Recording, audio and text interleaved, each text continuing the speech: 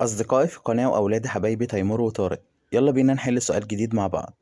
السؤال عندنا بيقول Could you me a favor please? Could you give me a lift to the airport? السؤال هنا معناه بيقول ممكن تعمل لي خدمة لو سمحت؟ ممكن تديني اللي هي العجلة اللي بتشيل عليها الشنط ديت؟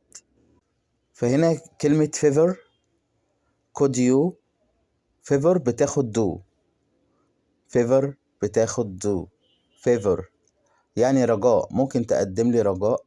Could you do me a favor please؟ الإجابة هتكون B. Could you do me a favor please؟ Could you give me a lift to the airport؟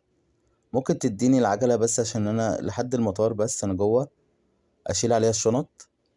ما تنسوش تعملوا لايك للفيديو. شكرا جزيلا. Thank you so much.